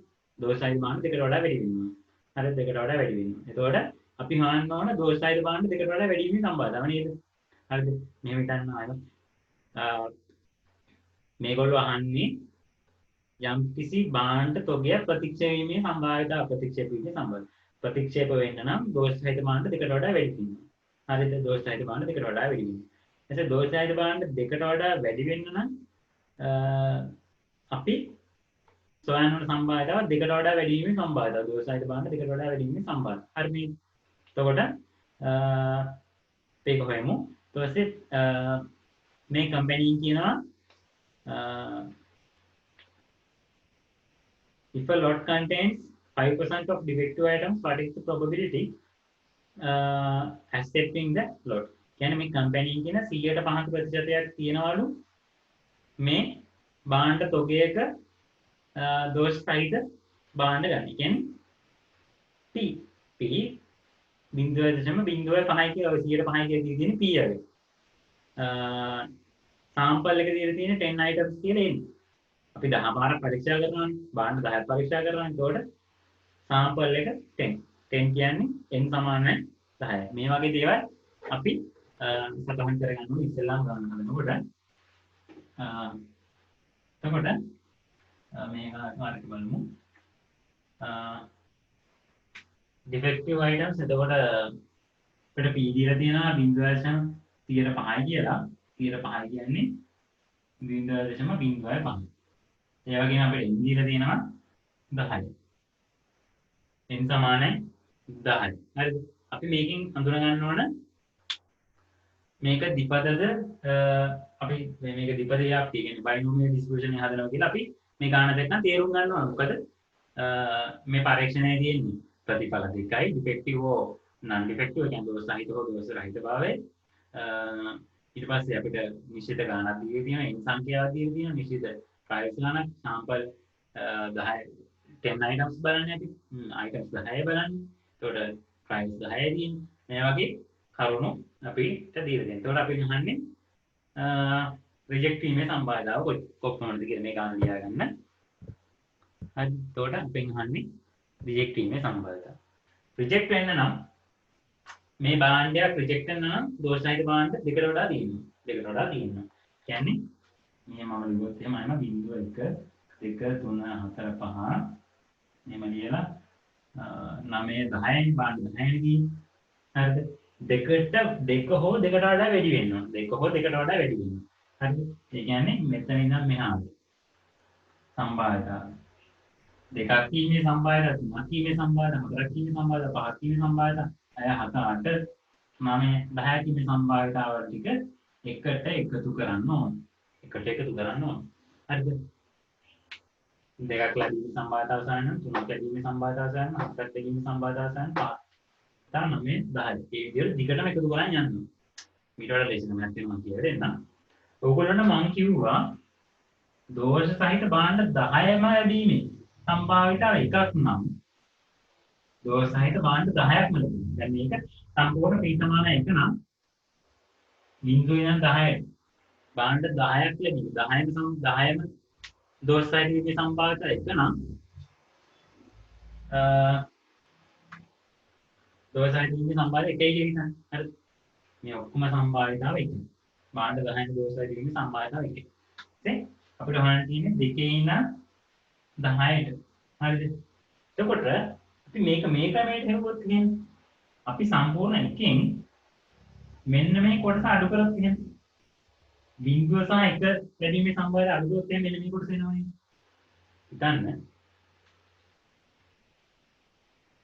දෝෂ සහිත භාණ්ඩ දෝෂ සහිත වීම. දැන් අපි සාම්පල් එකක් ගත්තා 10න් සාම්පල් එකේ 10ක් තියෙනවා 10ම දෝෂ සහිත වීමේ සම්භාවිතාව 1යි. එහෙනම් සම්පූර්ණ සම්භාවිතාව 1යි. අපිට හොයන්න තියෙන්නේ දෙකට වැඩි වීමේ සම්භාවිතාව. يعني දෙක හෝ දෙකට වැඩි වීමේ සම්භාවිතාව. හරිද? අපි එකෙන් අඩු කරනවා 0 සහ 1 ලැබීමේ සම්භාවිතාව. මෙන්න මේ සම්භාවිතාන් දෙක අඩු කරාම මෙන්න මේ සම්භාවිතාවන් ටික නේද එන්නේ. හරිද? අපි මේ එකිනෙක දෙකේ සම්භාවිතාව, තුනේ සම්භාවිතාව, හතරේ සම්භාවිතාව, පහේ සම්භාවිතාව, හයේ සම්භාවිතාව, ආයෙත් එනම් මේ 10 සම්භාවිතාව සොයලා වෙන වෙනම එකතු කරනවට වඩා අපි එකෙන් මේ 0 සහ 1 ලැබීමේ සම්භාවිතාව අඩු කළොත් එහෙම අපිට වැඩේ ලේසියි. මොකද හරි කරදරයි 2 3 4 5 මේ සම්භාවිතාවට එකතු කරන්න කියන්නේ ගොඩක් කීව එකතු කරන්න වෙනවා. හරිද? ඒකින්ද අපි එකෙන් මේ 0 සිට 10 දක්වා සම්භාවිතාව විකනම් එකෙන් අපි 0 සහ 1 ලැබීමේ සම්භාවිතාව අඩු කරා මෙන්න මේක විතර වෙනවා. අපිට හොයන්නත් ඕන මෙන්න මේක විතරයි. මෙන්න මේකේ සම්භාවිතාව ලැබෙනවා. හරිද? එතකොට අපි හොයන්නේ ලේසි එකෙන් අඩු කරනවා 0 සහ 1. මේක තමයි කියනවා. ඉතින් මම කලින් මේ සම්පූර්ණ සම්භාවිතාව 1යි කියලා. හරි සම්පූර්ණ සම්භාවිතාව 1යි කියලා. හරිද? හරි ගාන හදමු.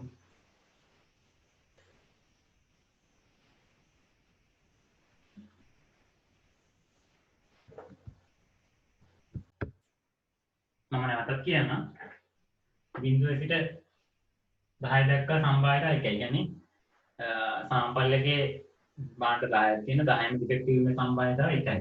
හරිද? එතකොට අපිට හොයන්න තියෙන්නේ මෙන්න මේ මම රවුන්ඩ් කොටු කරපු කොටස. දෙකේ ඉඳන් ඉස්සරහට 2 3 4 5 6 9 10 කින් සම්භාවිතාව. හරිද? මේ සම්පූර්ණ සම්භාවිතාව 1 නම් එකෙන් මෙන්න මේ කොටස අඩු කරාම මෙන්න මේ කොටස එනවනේ. ඒක තමයි කරන්නේ. හරිද? ඒකින්ද අපි ඉස්සෙල්ලාම අපි ලියා ගන්න ඕන අපේ පියවර ටික තියෙනවා. px කියන්නේ මොකක්ද කියලා ලියා ගන්න ඕන. x කියන්නේ සාර්ථකයක් ලැබීම තමයි සාමාන්‍ය අපි x කියන්නේ. අපේ සාර්ථකය මේ වෙලාවේ අපිට හොයන්න කියන්නේ ඩිෆෙක්ටිව් බාණ්ඩය. දෝෂ සහිත බාණ්ඩයකට තමයි අපිට හොයන්නේ. ඒකට මේ වෙලාවේ අපි දෝෂ සහිත බාණ්ඩ තමයි අපි ගන්න ඕන. දෝෂ සහිත බාණ්ඩ ගන්න තමයි මේ වෙලාවේ x විදියට ගන්න. දෝෂ සහිත බාණ්ඩ ගන්න. දෝෂ සහිත බාණ්ඩ ගන්න. දෝෂ සහිත බාණ්ඩ. අපි මේක බයිනෝමියල් ඩිස්ට්‍රිබියුෂන් එක නේද? විපර්යාප්තියක දිනින්ද පාරාමීටර එක කියන්නේ නේද? p. හරිද? x n sorry මෙතන කියනවා එන්නේ. බයිනෝමියල් ඩිස්ට්‍රිබියුෂන් එකක් නෙවෙයි. n සමානයි අපිට දීගෙන 0.05 කියලා. 0.5 කියලා දුන්නා ගන්න. 0.05 කියලා. එතකොට p sorry n ඉන්නේ පොඩ්ඩක් ඉන්න. n සමානයි අපිට දීලා තියෙන 10යි කියලා. හරිද? p සමානයි 0.05 කියලා අපිට දීලා තියෙනවා. මේ විදිහට අපි ලියා ගන්න ඕන. හරිද? දැන් අපෙන් අහන්නේ p x විශාල හා සමානයි 2. හරිද? දෙකට වඩා වැඩි වුණොත් මේ අපෙන් රිජෙක්ට් කරන්නේ අපෙන් බාන්න. රිජෙක්ට් කරන්නේ දෙකට වඩා වැඩි වුණොත් මේ අපෙන් රිජෙක්ට් කරන බාන්න. කියන්නේ දෙකට වඩා දෙක හව දෙක සහ දෙකට වඩා වැඩි වීම සම්බන්ධයි. මම කිව්වා මේක අපිට ලියන්න පුළුවන් මේ විදිහට එකෙන් අඩු කරන්න පුළුවන් එක ඍණ p x උඩා හව සමානයි 1. එතකොට අපි අඩු කරන්නේ එකෙන් අඩු කරන්නේ p x සමානයි 0 ධන p x සමානයි 1. හරිද? p x සමානයි 1. අපි එකෙන් අඩු කරනවා p x සමානයි 0 සම්භාවිතාව සහ p x සමානයි 1 සම්භාවිතාව. මේක තමයි අපි කරන්නේ. ඔයගොල්ලන්ට හැදිරියදී හොඳට කියලා අපිට හොයන්න තියෙන්නේ දෙකට වැඩි වීමේ සම්භාවිතාව. අපිට කරදරයි දෙකේ සම්භාවිතාව. අපිට මේ විදියට දෙකේ සම්භාවිතාව, තුනේ සම්භාවිතාව, හතරේ සම්භාවිතාව, පහේ සම්භාවිතාව දිගටම හොයලා එකතු කරනකොට ලේසි. එකෙන් අඩු කරනවා බිඳුවේ සහ එකේ සම්භාවිතාවන්ගේ එකතු. බිඳුවේ සම්භාවිතාව හරිය එකේ සම්භාවිතාව මේ දෙක එකතු කරා එකෙන් අඩු කරනවා. උත්තරය යනවා. හරි. මේ විදියට අපිට හදන්න පුළුවන් සම්භාවිතාවන් හදන්න පුළුවන්. මේක ලියා ගන්න. තමයි වැඩ. ඉස්සරහට යනකොට මේක වැඩ වෙනවා. එකෙන් අඩු කරන්න මෙන්න මේ ටික. මේක ලියා ගන්න. එකෙන් අඩු කරන්න මේ ටික. ඊපස්සේ අපිට මෙන්න මේ කොටස සම්භාවිතාව ලැබෙනවා. ඒක තමයි මම කරේ. හරිද? එතකොට ඒ ගානේ උත්තරය ආවා 0.086. කොහොමද හොයන්නේ? මේ අර මන් දීපු සම්භාවිතා ඝනත්වයේ. කියන්නේ මෙන්න මේකට ncx px q n ඍණ x කියන එකට දාලා px සමාන 0 සහ px සමාන 1 දාලා උත්තරේ අරන් තියෙනවා. මේ විදිහට මම වෙලාව නැති හින්දා කියලා ඒක ගාන සුළු කරන්නේ මම ගාන ක්‍රමයේ කියලා දුන්නා 0.086 උත්තරේ එනවා. හරිද? උත්තරේ එනවා ncx. එතකොට n දාන්න ඕන 10 x දාන්න ඕන මෙතන පළවෙනි එකේදී x සමාන 0 නම් 0 දාන්න ඕන. p සමාන 0.05යි q ට එන්න ඕන 1 ඍණ 0.05. එතන 0.05 කියන්නේ 0.95. q ට එන්න ඕන 0.95. මම q කියලා කියන්න q සමානයි 1 ඍණ 0.05. මොකද 1 ඍණ q තමයි 1 ඍණ p තමයි q වල අගය. 0.05 කියන්නේ 0.95. හරිද? ඊට q ට දාන්න 0.95. n ඍණ x කියනකොට n සමානයි 10යි x බිඳුවයි 10 මිලිමීටර කරනවා නම් 0.95 10 වෙනි බලය. q හොයන්නේ 1 ඍණ p. q හොයන්නේ 1 ඍණ p. එකෙන් තමයි p අපිට දෙනවනේ. එකෙන් 0.05 අඩු කරාට පස්සේ q ගේ අගය එනවා 0.05. හරිද? මේ ගාන ඉවරයි. එතකොට අපි ඊළඟට මාතෘකාව විදිහට හදන්න යන්නේ විපද ව්‍යාප්තියේ මධ්‍යයන් සහ විචලතාවය සෙවීම. දැන් අර මම හදපු දැන් ගානෙත් කලින් හදපු ගානෙත් අන්තිම කොටස තිබුණා. මේ ව්‍යාප්තියේ මධ්‍යයන්‍ය සහ විචලතාවය සොයන්න කියලා. කියන්නේ අපි කලින් පාඩමේ කියන්නේ රැන්ඩම් වේරියබල් පාඩමේ අපි මධ්‍යයන්‍ය සහ විචලතාවය සෙව්වා යම්කිසි රැන්ඩම් ඩිස්ට්‍රිබියුෂන් එක discrete probability distribution එකක අපි මධ්‍යයන්‍ය සහ විචලතාවය සෙව්වනේ. ඒ වගේම මේ binomial distribution එක නැත්නම් ද්විපද ව්‍යාප්තිය සහ මධ්‍යයන් ද්විපද ව්‍යාප්තියේ මධ්‍යයන්‍ය සහ විචලතාවය සොයන්න පුළුවන්. ඒක සොයන්න ඉතාමත් පහසුයි. අර වගේ ලොකු සූත්‍ර නැහැ. මේ විදිහට තමයි හදන්නේ. EX මධ්‍යයන්‍ය කියන්නේ expected value. ඔයගොල්ලෝ මම කලින් lesson එකේදී මම මතක් කරලා ඇති.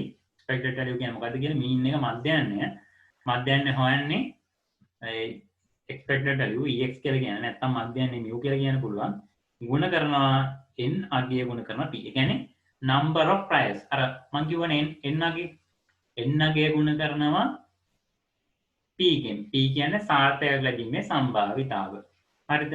එතකොට විචලතාවය හොයන්නේ VARX නැත්නම් සිග්මා වර්ගයේ විචලතාවය හොයන්නේ VARX කියලා ලියුවත් කමන්නේ variance of x කියලා ලියුවත් හරි නැත්නම් සිග්මා වර්ගය විචලතාවයට යොදන සංකේතයක් ගුණ කරනවා np ගුණ කරලා npq මම මේක පෙන්නන්නම් මේ විදිහට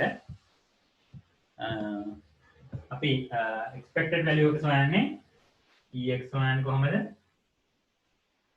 n ගුණ කිරීම p ගෙන් හරිද np expected value varx එක හොයන්නේ n ගුණ කිරීම p ගුණ කිරීම q මෙන්න මෙහෙමයි varx n ගුණ කරනවා number of priors n ගාන ඊට පස්සේ ඒක ගුණ කරනවා සාර්ථකයක් ලැබීමේ සම්භාවිතාවය ඊට පස්සේ ඒක ගුණ කරනවා අසාර්ථකයක් ලැබීමේ සම්භාවිතාවය අපිට මේක ලියන්න පුළුවන් n ගුණ කිරීම p ගුණ කිරීම 1 ඍණ p කියලා. එහෙම තමයි දැන් මම පෙන්නු ප්‍රසන්ටේෂන් එකේ සූත්‍රය තිබුණේ. 1 ඍණ p කියලා ලියන්න හේතුව මොකක්ද? මං කිව්වා q සමානයි 1 ඍණ p කියලා. හරිද? එතකොට අපිට මේක ලියන්න පුළුවන් q වෙනුවට. හරිද? 1 ඍණ p කියලා ලියන්න පුළුවන්. මොකද q සමානයි 1 ඍණ p හින්දා. කියන්නේ එකෙන් සාර්ථකයක් ලැබීමේ සම්භාවිතාව අඩු කරාට පස්සේ තමයි q ගේ අගය එන්නේ. හින්දා q වෙනුවට 1 ඍණ p කියලා ලියන්න පුළුවන්. මොකක් හරි මධ්‍යයන්‍ය සහ විචලතාවය සොයන්න කිව්වොත් එහෙම මෙන්න මේ සූත්‍ර දෙක දාලා ex කියලා ලිව්වා n ගුණ කරා p ගේ මධ්‍යයන්‍යේදී varx නැත්නම් විචලතාවය සොයන්න කිව්වොත් n ගුණ කරන්න p ගුණ කරන්න q ගුණ කරන්න මෙච්චරයි. එතකොට මම ගානක් ගන්නම්.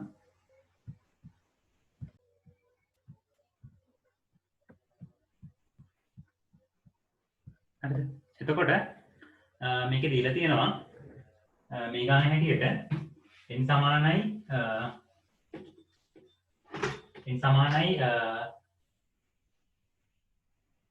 3 සහ p සමානයි 0.6යි කියලා. p සමානයි 0.6යි කියලා. හරිද? n සමානයි 3 සහ p සමානයි 0.6යි කියලා. හරිද? මේ ගාන ලියා ගන්න. අපි පළවෙනි කොටස හදන්න යන්නේ ඒක ලේසි බිංදුවේ සිට 3 දක්වා. එතකොට බිංදුවේ සම්භාවිතාව සොයන, එකේ සම්භාවිතාව සොයන, දෙකේ සම්භාවිතාව සොයන, තුනේ සම්භාවිතාව සොයන. ඒක වෙන වෙනම ලියන්න තියෙනවා. හරිද? එතකොට අපි b කොටස හදන්නේ. b කොටස mean and standard deviation of distribution. standard deviation කියන්නේ මොකද්ද?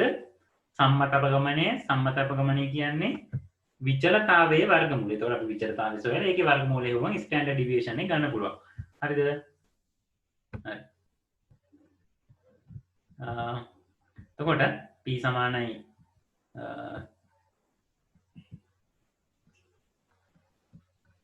0.6යි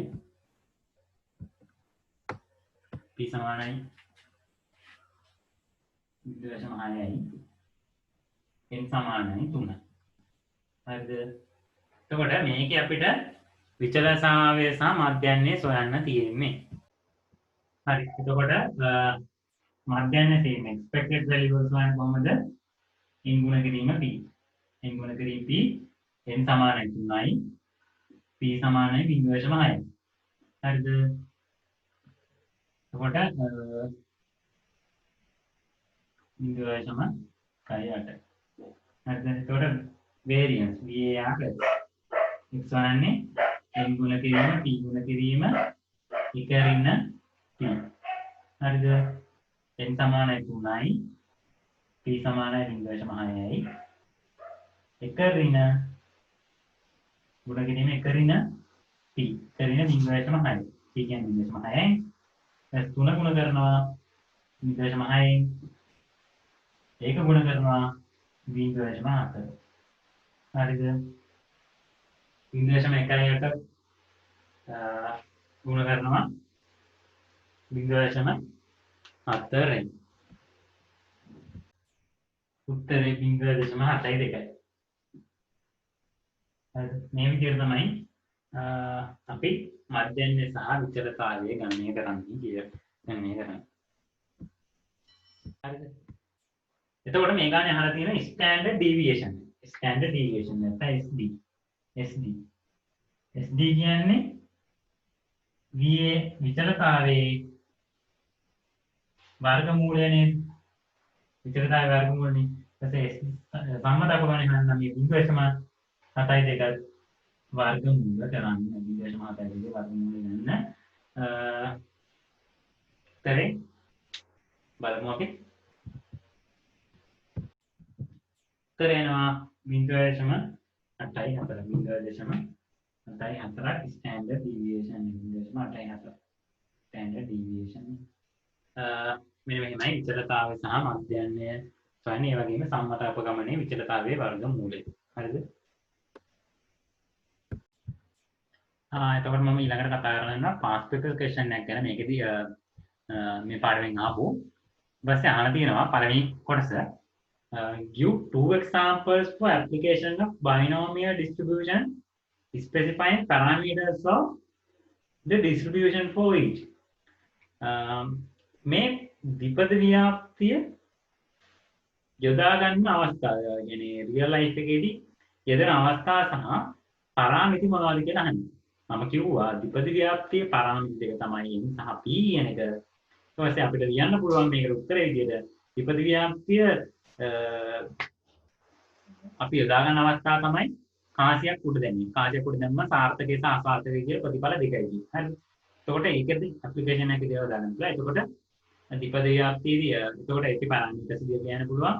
අපිට 10 වාරයක් කාසියක් උඩ දැමීම 10 වාරයක් කාසියක් උඩ දැමීම සාර්ථක ලැබීමේ ප්‍රතිඵලය p සමාන 0.5යි n සමාන 10යි. 10 වාරයක් උඩ දාන්න. ඒතකොට අපි තව කියන්න පුළුවන් භාණ්ඩ තොගයක භාණ්ඩ පරීක්ෂා කිරීම. භාණ්ඩ තොගයක භාණ්ඩ දෝෂ සහිතව පරීක්ෂා කිරීම. ඒක අපිට සාර්ථක විදිහට ගන්න පුළුවන් දෝෂ සහිත වීම. අපිට p ට යොදා ගන්න පුළුවන් තමයි කැමති ආකාරයක් දෝෂ සහිත වීමේ සම්බන්ධතාවය 0.3යි කියලා දාන්න. ඊට පස්සේ අපිට q ට දාන්න පුළුවන් q පාරාමීටර් යන්නේ පාරාමීටර් නෙමෙයි. n ට අපිට යොදා ගන්න පුළුවන් භාණ්ඩ 10ක් කිරීම අපි යොදාගත්තේ දෝෂ සහිතද කියලා බලන්න. ඒ n සමාන 10 විදිහට ලියන්න පුළුවන්. ඒක ලේසි theory ප්‍රශ්න. Say it is estimated that 5% of women between 30 years and 40 years are overweight. කියන්නේ එයාලා අපිට කියන 105ක් ගැහැණු අය අවුරුදු 30 සහ 40 අතර ගැහැණු අය 105ක් overweight අධිබරයිලු. Say 6 females in the group are randomly selected. අපි 6 දෙනෙක් සම්භාව්‍ය තෝරගත්තොත් එහෙම what is the probability? මොකද්ද සම්භාව්‍යතාව? හරියටම දෙන්නෙක් අධිබර වීමේ සම්භාව්‍යතාව. පළවෙනි කොටසෙන් අහන්නේ හරියටම දෙන්නෙක් අධිබර වීමේ සම්භාව්‍යතාව. දෙවෙනි කොටසෙන් අහන්නේ at most two of them are overweight. උපරිම වශයෙන් දෙදෙනෙක් අධිබර වීමේ සම්භාව්‍යතාව කොහොමද කියන්නේ? එතකොට අපිට මේකේ ප්‍රතිශතයේදී දෙන 105 p සමානයි 0.05යි 105යි කියන්නේ. එතකොට අපි 6 දෙනා තෝරගන්නේ. 6 දෙනා තමයි පරීක්ෂා කරන්නේ. එතකොට n සමානයි 6යි කියලා අපි ඔළුවට යන්න ඕනේ. හරිද? එතකොට මේ ගන්න ලියා ගන්න. p සමානයි 0.05යි n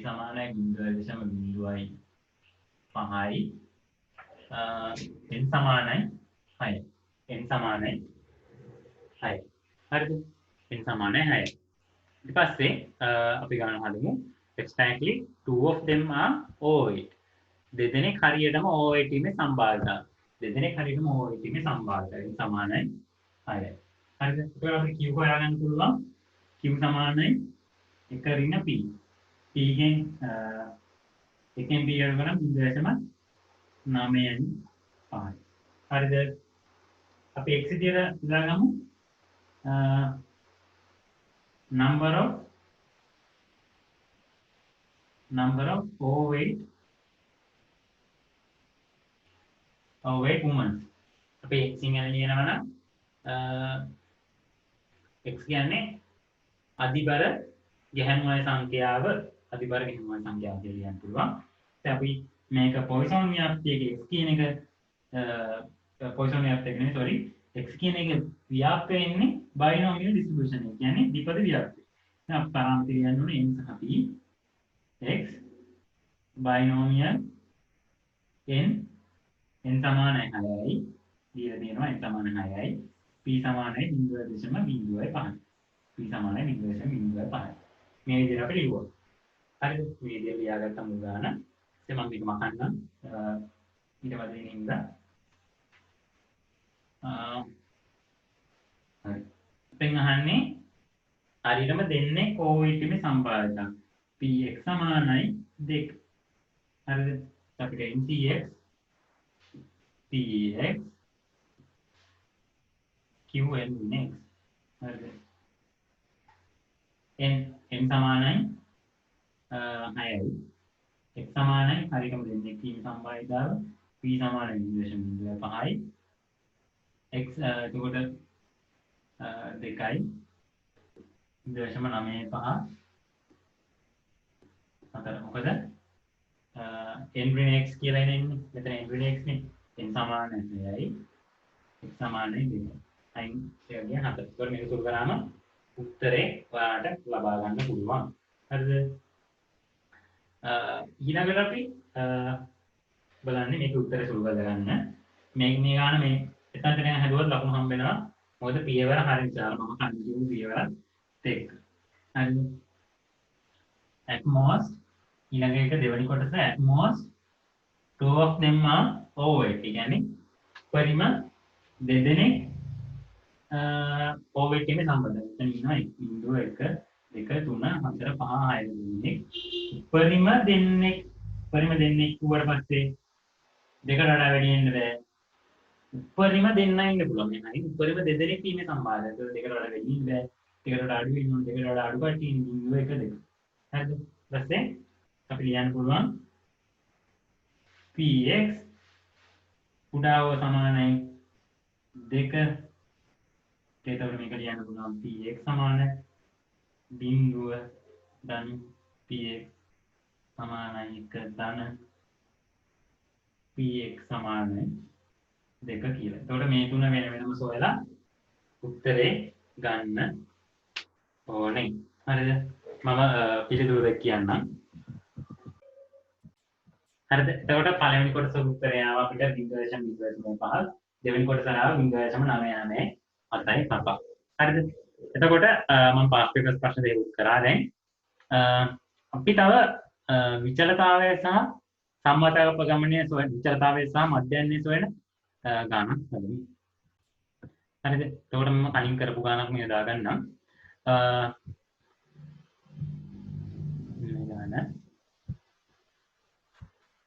මේ ගාන වලට මතක ඇති මම කලින් කරා.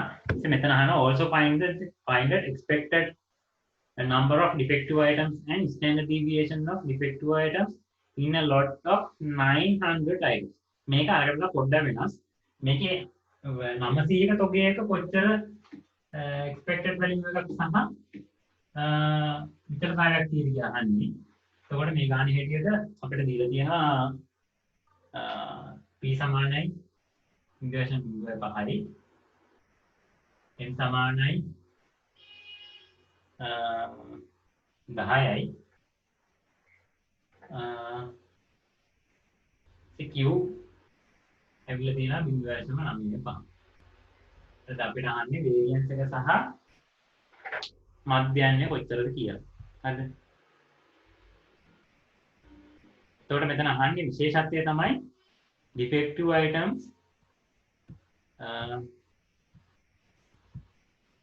defective items, standard deviation of defective items in a 900 items. 900 items. ඒක නම් 900ක expected value එක අහන්න. හරිද? ඒක expected value 900ක අහන්න. හරිද? බලමු අපි කොහොමද? එතකොට මෙතන එකක 900ක තමයි expected value හොයන්නේ. expected value එක අපි කියනවා ex np q. මම කිව්වා n ගුණ කිරීම p ගුණ කිරීම sorry np q නෙමෙයි np විතරයි expected value එක සමනකොට np විතරයි variance සමාන තමයි np q තුනම ගන්නේ.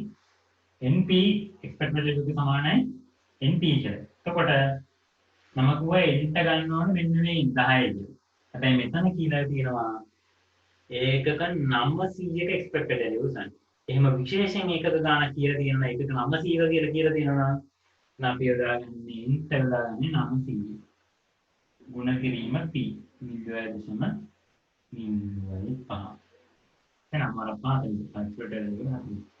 දැන් VAR variance එක VAR n p q. හරිද? ඒක සමය විදියට මම කියලා දෙන්නම්. හරිද? එතකොට ඒක විචලතාවයන් තියෙනවා. විචලතාවයන්නේ VAR NPQ. මෙතන විශේෂයෙන් දීලා තියෙනවා n 900 කියලා ගන්න කියන 900 item 900ක standard deviation එක හොයන්න කියන්නේ ඒක 900ක විචලතාවයන් කියන්නේ standard deviation කියන්නේ විචලතාවයන් කියන්නේ n ට අපි ගන්න 900 p 0.5 q 0.95. standard deviation හොයන්නේ මේකේ standard deviation හොයන්නේ මේකේ වර්ගමූල සම්පූර්ණ වර්ගමූලය දාන්න. වර්ගමූලය දාලා standard deviation වර්ගමූලය දාලා මේකේ වර්ගමූලය සෙව්වොත් එහෙම එනවා උත්තරේ 6.54. standard deviation මේක සුළු කරලා වර්ගමූලයට සුළු කරාම එනවා standard deviation එක 6.54. හරිද? අනේ විදිහට තමයි standard deviation එක සහ variance එක සහ expected value එක සකස් කරන්නේ. එතකොට අපි අද කතා කරේ binomial distribution එක ගැන. ඒ කියන්නේ discrete probability distribution වලින් එකක් මම කෝ තුනක් ගැන කතා කරනවා. binomial, Poisson සහ normal distribution scheme තුන ගැන. ඒත් අපි අද එකක් ඉවර කරා.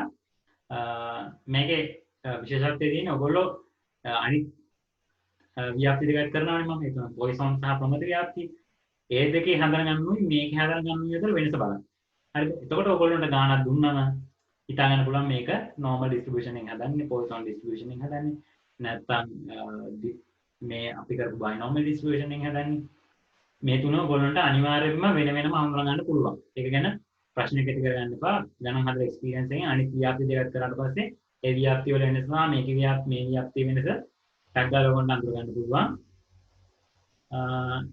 ඒකින්ද ප්‍රශ්නයක් කරගන්න එපා. අපි ඊළඟ පාඩමේ හම්බෙමු Poisson distribution එක ගැන. What is the